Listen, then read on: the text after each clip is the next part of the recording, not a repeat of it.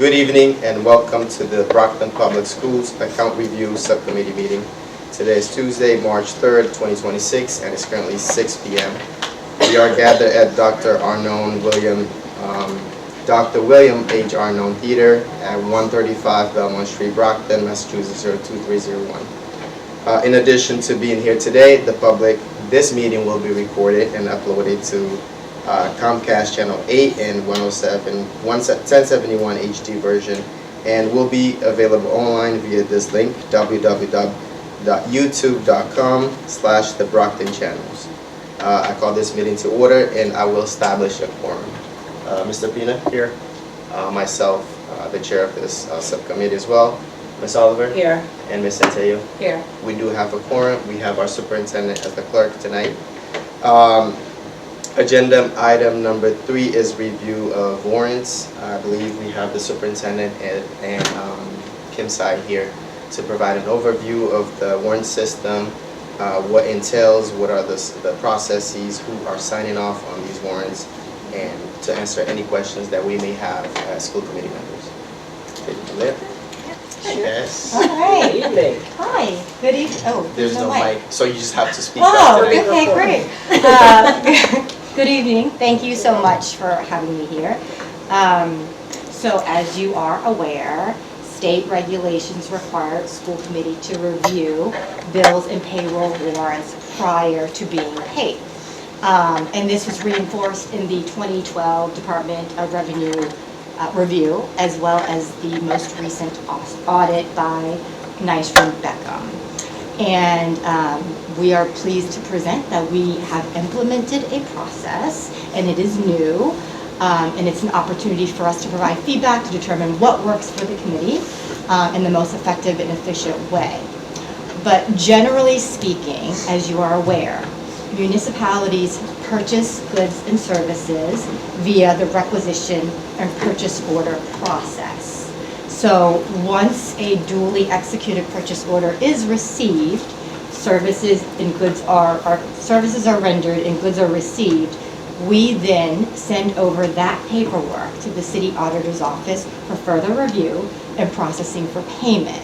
So what that specifically means for us is that we send over a packet that could include the actual quote, an accompanying memo, the purchase order, and the actual invoice.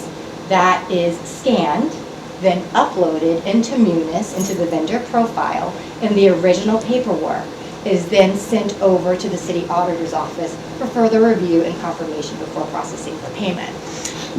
So what we have implemented is that because those files are already scanned, we then drop those files in appropriate team folders. We use automation. We've written scripts on Python to then compile all of those files into documents, which then get sent automatically to the members that were elected to review, Mr. Pina, Mr. Gomes, and to sign off. Now, first goes through the CFO, then the superintendent for sign off, and then Mr. Pina and Mr. Gomes via DocuSign, because we have heard from the mayor in his department meetings that we need to engage in cost savings, so no paper, right? So it's electronic signature via DocuSign. So with that, we have also implemented a process where we've created a Microsoft form, right, to capture feedback. And in that form, it'll offer 2 options. The first option is pause on this specific purchase order because I have more questions.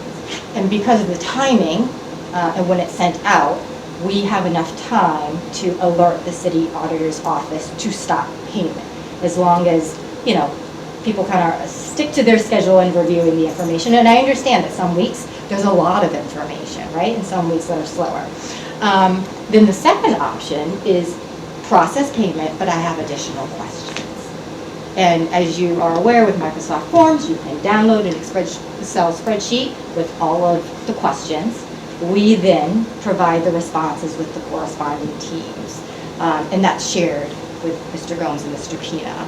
And again, all of this just kind of documents our effort to comply not only with the law, but also demonstrates your responsibility as committee members, asking questions about the budget, the procurement process, and being involved. And I do want to say that this is a shift. I believe this is a shift of practice, because before, committee members would get a list of purchase orders, and I believe it was only after they were paid, right? So we have implemented a process where you get every single piece of document and information that is in Munis so that you can review and that we can pause or stop payment.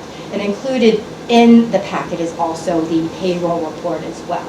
And if we do need to recoup funds, there's a different process for that, but just due to the timing of when payroll is processed versus when the bills warrants are processed by the city auditor's office, we chose to focus on bills for now.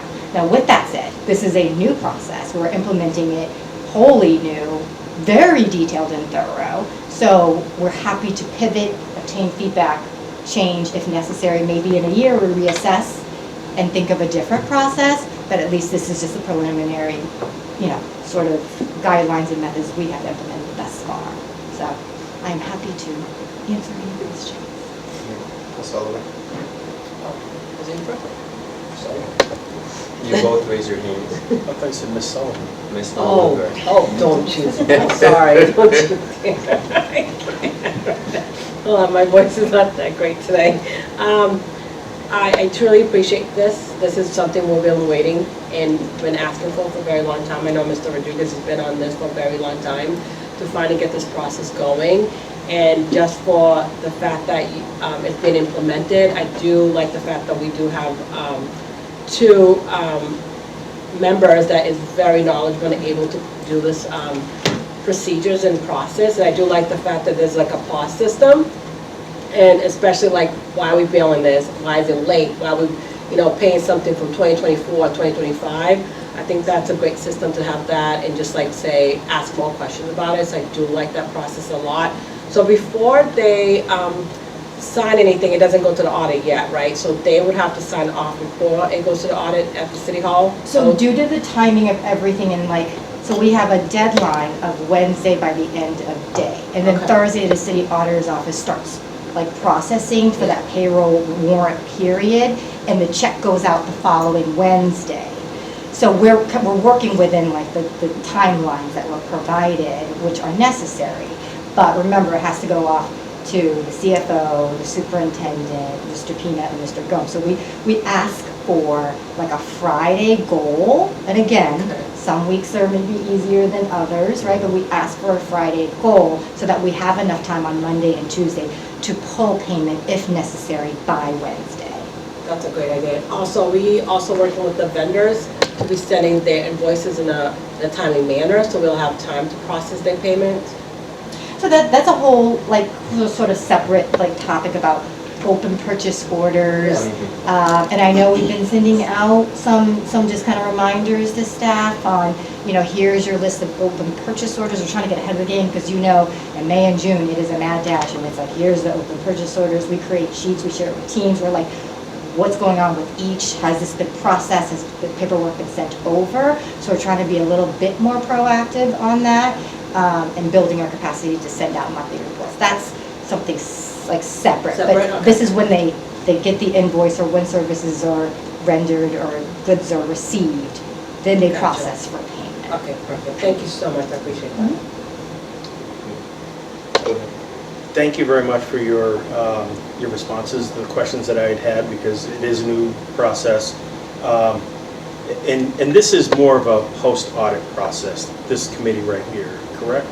So this is more of us looking at it as a fact of, these have already been paid, and if there were questions on these that we have, what would happen then? So if we went according to schedule, right, they are not paid. No, I mean sorry. this committee right here, so this body, not when I do the signing. Oh, I apologize, So yes. this committee right here, Yeah. just to be clear, so this committee right here is more of a post-audit function. You're absolutely correct. And so with that respect, thinking of it that way, are we able to look and see, I know that in the dashboards we can see that, but if we're signing off on these and somebody has 4% of their budget left on in the dashboard. Can we question that before it's paid? And because it looks like it's going to end up with another, 4 or 5 months left in the school year, they're going to end up in a deficit or something like that. So is it okay to go that deep in and ask those questions, or like is this part of the process now where we now ask, hey, you know, we're looking at this and you're at 4%, it's not making much sense, there's still X amount of time left and we know that you have to pay X, Y, and Z, what's the deal there? So, I mean, yeah, I'll defer to the there's various options, and I'll certainly defer to the superintendent and the subcommittee, and the entire committee, but, you know, when we review year-to-date reports, that could be a way to ask on certain budget lines. Or if you have, it is your responsibility as school committee, right? Right. It's one of your charges is to review budget, so I would highly encourage you to ask away. What I do like about this warrant process is we are capturing the questions and responses in a methodical manner. Right. So that if the OIG follows up again, we have the artifacts ready to go, right? So I'll certainly defer to the superintendent, but I think there's several kind of points of entry, right, in asking those questions. That's actually exactly what I was going to say. The entry points are different depending on what you're asking. And this is more of a post-audit, but I would kind of also view it as like a closing the loop, because your pre-audit is the budget creation. Right. So all of these expenditures should be being done in the spirit of what you overall approve. So basically what you're doing, what we're going to be doing now is looking at here's the budget, here's how it's expended, so that when you're looking at it on the back end, all of those expenditures, while you may not, of course it's not your job to be in the weeds of every single, purchase, it should at least make sense as far as, okay, this is a curriculum and we did approve ELA curriculum to be revised and approved, or these are stipends for professional development and we did, so we did see that in the professional development line. But then to your other question about what is expended when and questioning that, I think that really is more the year-to-date report to see how much is left. And there's different, depending on the bucket, they are spent at different rates. So you will see like more expenditures for supplies potentially at the beginning of the year versus in the middle of the year. So it may make sense for certain lines to be completely expended, earlier in the year than others. So, but that's, I think, the best entry point for that question. And then one other thing is there, and I kind of alluded to it earlier in the question that I had sent to you, and some of these are coming through and there's multiple invoices on there, and they're all in one PDF. So, and I know you said that there's the form, but there's no, like, if it was in front of me, I could stamp it with something, I could write on it, put a Post-it note on it or something. So how are we supposed to track this when we do this? So there's several ways. So in the Microsoft form, we just ask you to just denote the purchase order number. So when you Right. ask a question, Right. we can So- refer to it. Yeah. Now, if you're talking about several invoices for one purchase order, that could just be a drawdown or a blanket purchase order. So say, I'm just making something up, like an out-of-district tuition. We know it's going to cost this much money every single month. So we encumber, right? So we reserve the fund so that we don't overspend. We know it's going to cost this much money a year. So every month, when the invoice comes in to pay tuition, we just pay it off of that same purchase order. So instead of creating 10 different purchase orders, which causes more work on our end, human error, sending it over to City Hall, more work, right? Just delivering the paperwork and just more paper. And encumbering the funds is one of the best practices.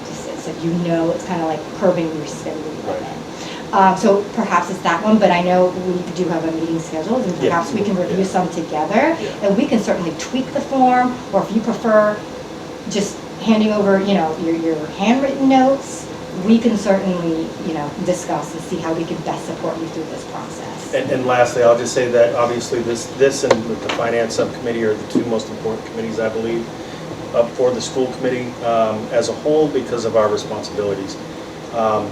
I would just say in a perfect world, I could have a screen right here that had the budget, and then a screen right here that had the invoice, and a screen right here that had the actual purchase order, like, so that I could, because otherwise, all I'm doing right now is I'm looking at these, and then I'm trying to go back and, I mean, it's taken a little while for, and I don't have that expertise to go back and say, here's the line item, this is what it was supposed to be purchased.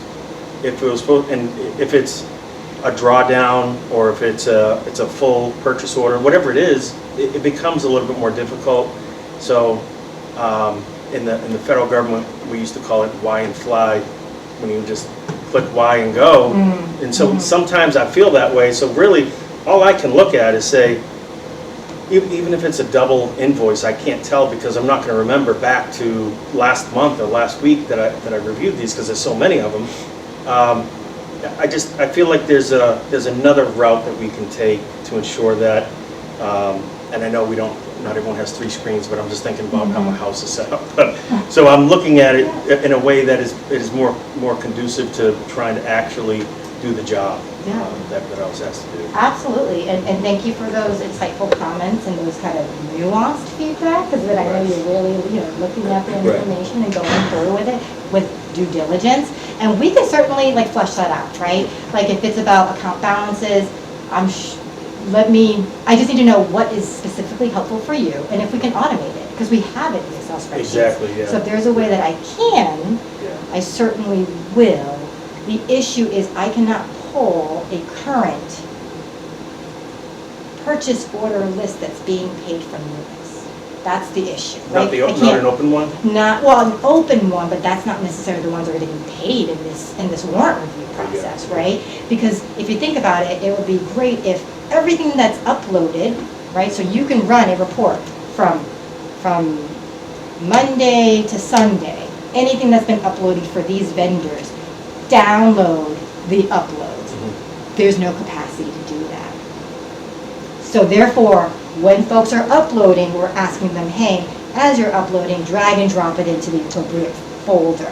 So I can't even get the list of POs, and that's why I believe, and again, I don't want to speak for anybody, but the list that was provided before, it was always after the fact, because you can get them once they're paid. Right. But once they're in process to pay, I am not aware of a functionality in Munis, and I've asked around. And we can certainly think about even building that out. That costs money and time, right? Just to be perfectly frank with you. But if we can figure that, if we can just talk further, we can go over some of the examples. I was going to bring that up, but and I would just say this: I'm always looking for moonshots, which is I'm trying to shoot for the moon. Like if we can somehow use AI to take the load off of a human doing the matching and so on and so forth, I just think that it's something that can easily be done when it comes to AI. That's all. Right, and it is a bit clunky right now. We are using automation as best as possible, which is compiling all of the files into those separate DocuSign, right? They call them envelopes, and there's a size limit to them, and that's why you get a few. You can't just get one comprehensive one. And then we also use automation to then clear out those Teams folders and put it in a repository, so we always have a historical record. So. Thank you. That's it. Any other questions? I have to say it's been quite an experience working with these. I know it's a relatively new process. I do appreciate the Excel sheet where I can submit requests. And to go back to one of your questions, Mr. Pina, if I'm not misinterpreting the question, for instance, if I'm looking at one of the payments requests, and I'm looking at our budget and saying, this one is at 4%. If we pay this and we're not even halfway through, more payments come, more requests for payment comes in, what's going to happen with this? Is it going to go to a, from 4% to a negative 5%, and then we're in a deficit with that line? And my answer to that question, which Kim and Priya can tell you, I've been using that link to ask questions, is going in and saying, pause this, posing that question, let them take a look at it, and come back to me with an answer. Or what I've done recently, a couple of times, is continue payment, but then I pose my question, why is this using the same invoice or whatever, like the tuition one. We know it's the same for the whole year, we just subdivided it to the payments that have been made. I think that's an effective way of tracking it, or if you need to pause payment because you're concerned this line item doesn't have enough funds, you can do that. I'm correct so far, right? You definitely are, so I appreciate all the questions you ask, because it gives us the opportunity to check our work, right? We want to be held accountable for our work, and we want to demonstrate to you guys that we are doing the work, right? So I think it is, we certainly appreciate your questions. I do want to note, though, that when you submit a requisition for purchases or services, right? So you're basically requesting to make a purchase. The finance office reviews that requisition and ensures that it's the appropriate organ object line and there's sufficient funds. There is a fail-safe, a guardrail in Munis that if you enter a rec using that specific line item and there's insufficient funds, you cannot enter that requisition or it gets bounced back. I don't know the specifics of that, but we can certainly try that when we meet and see what that looks like and what people see on their end. That would make much more sense. Now, I'm not sure about, I think, we do need to make sure that we're using the correct lines and the organ object code. But certainly, if there are insufficient funds, it will not allow you to process. And don't forget, finance also reviews a requisition to make sure that it's proper before they even release the purchase order. And remember, procurement rules, you cannot make a purchase. You cannot ask for services to start unless you have a duly executed purchase order, which is a promissory note to pay. So we can certainly kind of look on the screen in depth. And in those instances, if I might, if money needs to be moved around, that has to come before the school committee to vote on, correct? So it depends on, there are a couple of different things. Yes, if you were changing what the money is used for, absolutely, it would come before the school committee. Because every different line is also broken into like sub-lines, there are areas where we can do internal transfers because it's for the same purpose. Correct. Yes, so yeah. All set? Sorry. One more thing that I had been thinking about, especially going through those thicker packets of requests, is grouping them. I know I'm jumping from transportation to supplies and materials to this, so I'm trying to keep track, but it's becoming extensive. Right. So if we are able, again, take your time, I know this is a new process, if we're able to group them, for instance, if we get a packet that's just transportation invoices, maybe a bit smaller packet, and then we are able to go through and keep track of, okay, we have this date, and there's a sequence to it. Same thing with materials being purchased, services being rendered, so on and so forth. Does that make sense? Absolutely. So we can certainly group them like by department, right? I think our intention was we didn't want to inundate you with so many different envelopes to sign, just due to the size restriction. So we tried to group them and make sure we maximize the size so it's less envelopes for you guys to sign. But we can certainly do it, any other way. And if it's easier, by department. Now, keep in mind, if one department, there's a lot of purchases that you may get more than one envelope for that department, right? So, but we can certainly do that as well. Makes much more sense. Okay. Yeah, that would be helpful. Great. Any other questions? No? Any final thoughts? Thank you. All right. Any other businesses under account review? Nothing? All right. Can I have a motion to adjourn? Motion to adjourn. Do I have a second? We have a motion on the floor. All those in favor? Can I ask a question? Yes. I thought we were going through these. Oh, you could, yeah. You absolutely. can. I thought we were going through these. You talking about this? Everything that we've done. So, One. but, oh yeah, so I sent it to the full committee, so that's a great question. So I sent it to the full committee. Sorry. In case there were any questions, because yeah, it is a very large Oh, okay. packet. Yes. So during these meetings, that we can certainly bring up, like if there are specific questions that you wanted addressed publicly, or, yeah. On the But you know, motion. that's a great point, because we haven't the had one of motion, do you these in a have it? while, and we haven't done it I've with never this done it, process. so I went through them all. Right. So And that's glad you good. did it, right. The, So on the just, motion, do you have any questions on the, I'd like some sleep back. so do I, yeah. um, And my eyes back, but yeah. still on the motion, just the clarification, so Usually when we're having these meetings, everybody got it, so we would review if there's anything that stands out or a concern that you have, then we bring it up during this meeting. But we're not gonna go through all of them again with the whole committee to vote on anything. Does that make sense? We'll be here all day. Yeah, we would not leave this place. We spent a week on it probably. Any final thoughts on the motion? No. Alright, so we have a motion on the floor to adjourn. All those in favor? Aye. Alright, motion, meeting has been adjourned.